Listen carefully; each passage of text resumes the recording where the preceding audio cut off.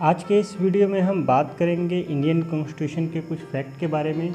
ये वो सारे फैक्ट हैं जो किसी न किसी कॉम्पिटिटिव एग्ज़ाम में आते रहते हैं और ये उन सभी स्टूडेंट के लिए हेल्पफुल वीडियो होगा जो भी कॉम्पिटिटिव एग्ज़ाम की प्रिपरेशन करते हैं, क्योंकि इसमें सारे के सारे फैक्ट किसी न किसी एग्ज़ाम में पूछे गए हैं।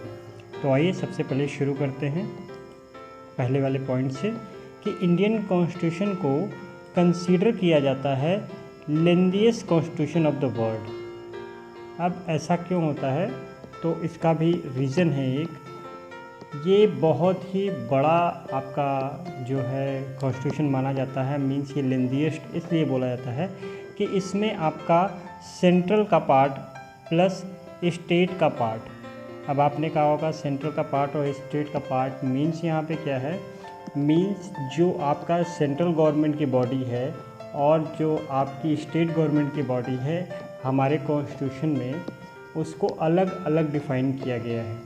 मींस यहाँ पे ये है कि सेंट्रल की जिस तरीके की वर्किंग प्रोसेस है उसके बारे में सारी चीज़ें, चाहे वो आपका अपर हाउस हो लोअर हाउस हो, सारी डिस्क्रिप्शन जो जानकारी दी गई है आपके कॉन्स्टिट्यूशन में दी गई है।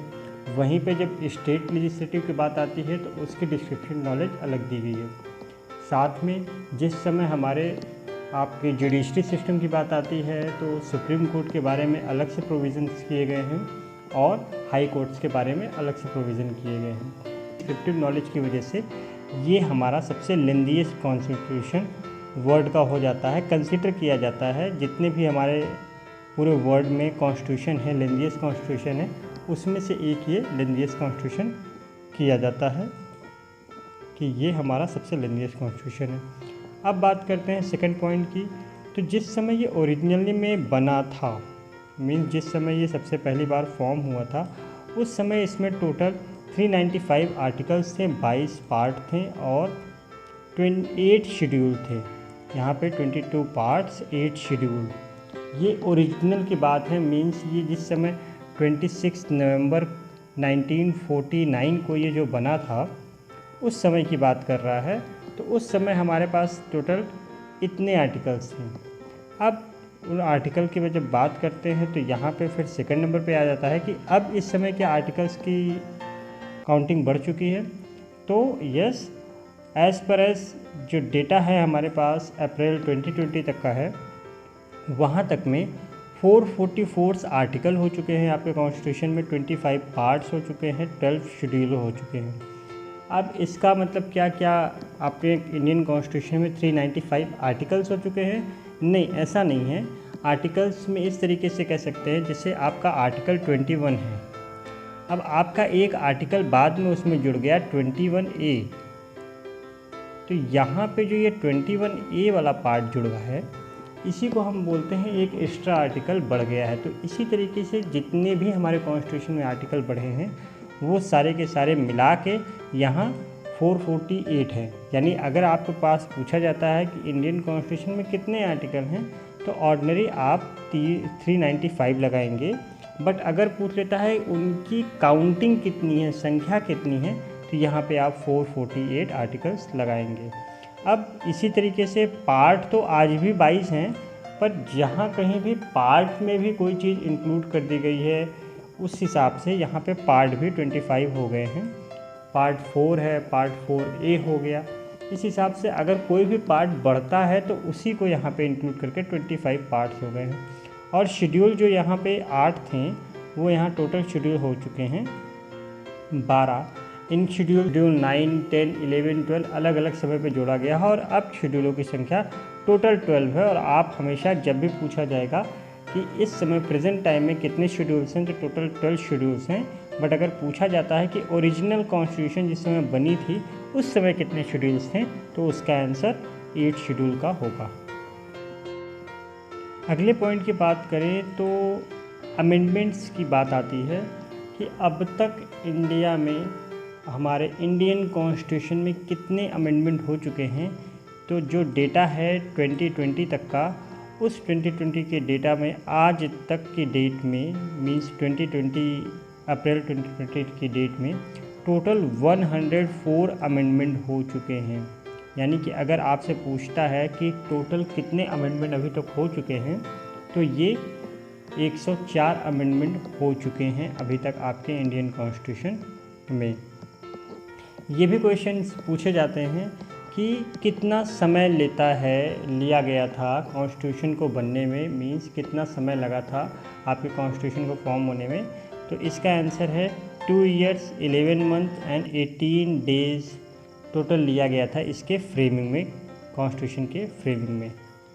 और अब बात आती है कि कितना अमाउंट स्पेंड हुआ था आपके कॉन्स्टिट्यूशन को बनाने में। तो टोटल 64 लाख रुपीस उस समय स्पेंड हुए थे 1949 के समय में, जिस समय ये कॉन्स्टिट्यूशन बन के तैयार था, उस समय की रेशियो में।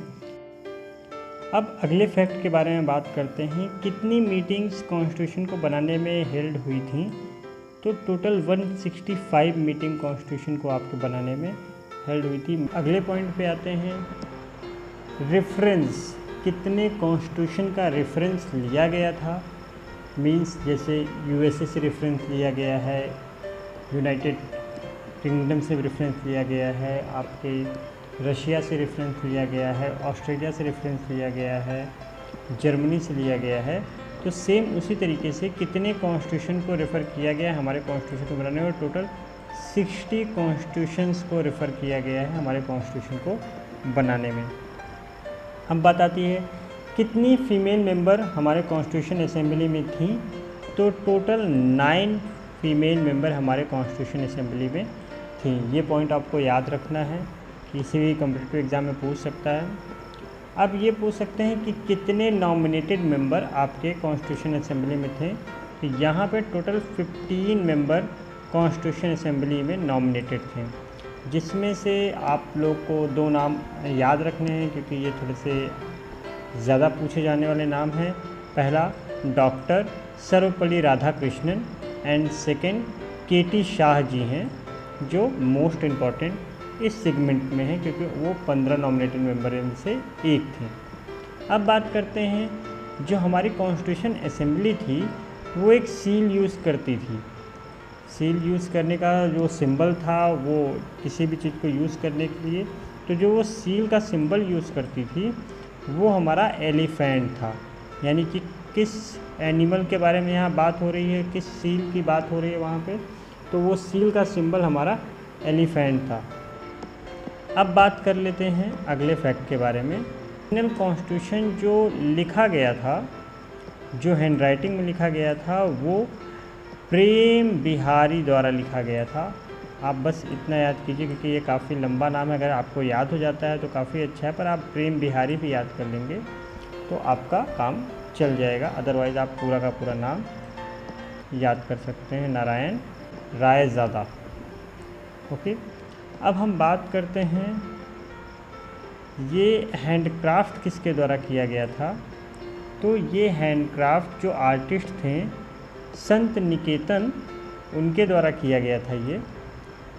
अब यहाँ पे जो ये गाइडलाइन दी गई थी, ये क्वेश्चन उतने पूछे नहीं जाते हैं, बट फिर भी ये वाले क्वेश्चन में उनकी गाइडलाइन जो थी आचार्य नंदलाल बोस थे और बेहोर राम मनोहर जी ने इनको आपके गाइडलाइन पे इन्होंने हैंडक्राफ्ट किया था। इनका पूरा नाम राम मनोहर सिन्हा है। ठीक है, अब हम बात कर लेते हैं अगले फैक्ट के बारे में।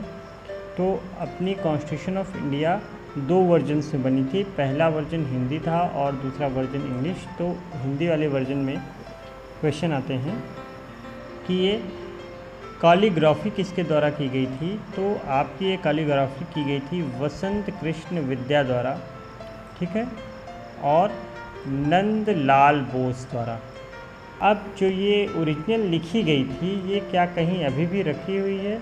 तो हाँ, ये अभी भी ओरिजिनल जो आपकी हैंडराइटिंग वाली कॉन्स्टिट्यूशन थी वो आपकी आज भी पार्लियामेंट ऑफ इंडिया की लाइब्रेरी में रखी हुई है। मीन्स आज भी आप पार्लियामेंट की लाइब्रेरी में उसे देख सकते हैं अगर आपको अथॉरिटी हो तो। अब हम बात करते हैं ड्राफ्टिंग कमेटी के बारे में।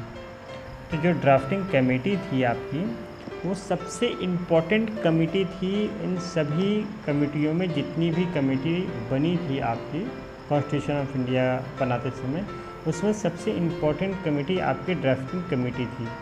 और आप सभी को पता है ड्राफ्टिंग कमेटी के जो चेयरमैन थे वो हमारे डॉक्टर BR अम्बेडकर सर थे। ठीक है, यहाँ पे और इसमें टोटल 7 मेंबर्स थे। अब इन पर में भी मेंस में आया हुआ है कि इन सारे लोगों का नाम लिखने के लिए आ गया था कि कोई मेम आप इस तरीके की कमेटी बताइए, कोई 3-4 कमेटियों का नाम बताइए जो कि कॉन्स्टिट्यूशन में थे। तो उस पर्पज़ से भी ये ड्राफ्टिंग कमेटी का इम्पॉर्टेंट है कि ड्राफ्टिंग कमेटी के नाम हो गए और उसमें कौन कौन से वहाँ पे आपके सदस्य थे। तो सबसे पहला आपने चेयरमैन को जान लिया, ये डॉक्टर BR अम्बेडकर हैं। सेकंड नंबर पे N गोपाल स्वामी अय्यर हैं। तीसरे नंबर पे अल्लाद कृष्ण स्वामी अय्यर हैं। और चौथे नंबर पे अगर हम बात करें तो KM मुंशी हैं। पाँचवें नंबर पे अगर हम बात करें तो सैयद मोहम्मद शादुल्लाह हैं। यहाँ पे आप सभी लोगों के नाम लिख सकते हैं, वीडियो पॉज करके आप सारे लोगों के नाम लिख सकते हैं। और छठे नंबर पे BL मित्रा हैं जो कि रिप्लेस कर दिए गए थे N महादेव राव द्वारा। ये ऐसा क्यों हुआ था N महादेव राव? क्योंकि इनकी हेल्थ जो थी वो काफ़ी ख़राब थी, इसलिए ऐसा किया गया था कि उनको रिप्लेस करके BL मित्रा को लाया गया था। सातवें नंबर पे DP खेतन थे। इन्होंने TT कृष्णमाचारी जी को रिप्लेस किया था क्योंकि इनकी डेथ हो गई थी 1948 में।